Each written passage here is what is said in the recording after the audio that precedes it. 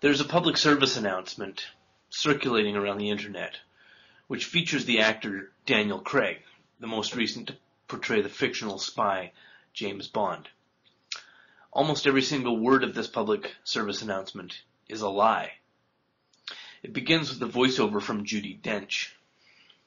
"We're equals, aren't we, 007?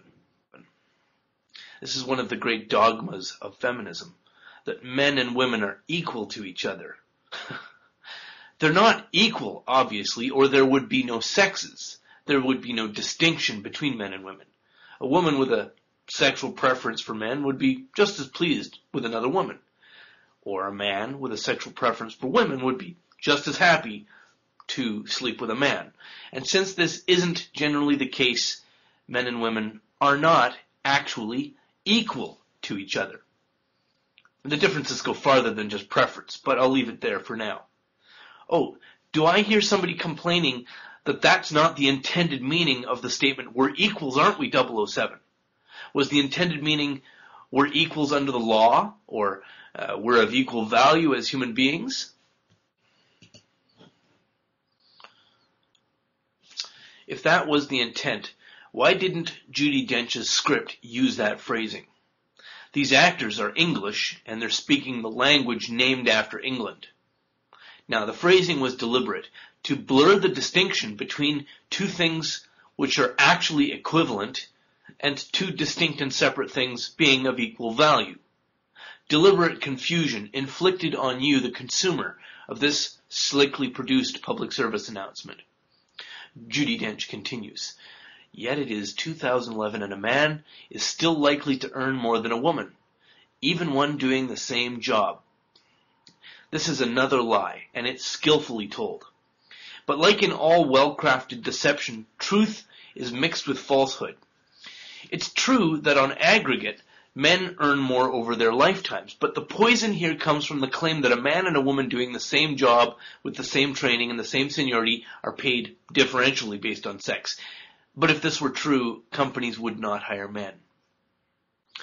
The published stats and peer-reviewed research has repeatedly debunked the lie that workplace discrimination impacts average incomes on a sexual basis."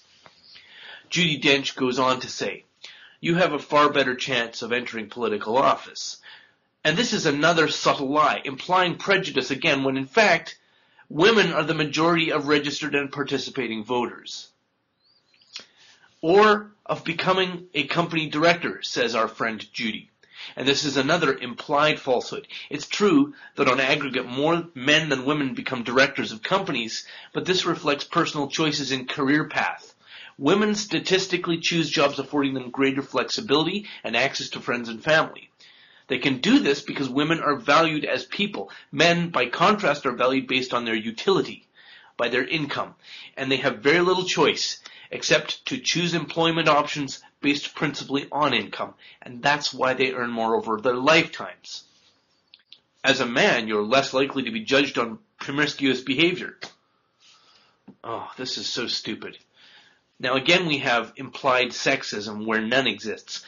Men have to compete for sex. Thus, sex for a man is an accomplishment. Women, by contrast, have only to select from among competitors.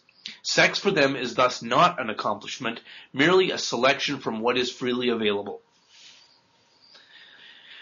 Judy continues, "And hardly any chance of falling victim to sexual assault." This is flatly false. The only significant difference between men and women sexually assaulted is that nobody cares when men are the victims of assault and rape. In fact, men being raped is comedy in our entertainment, while a woman raped is shock and horror.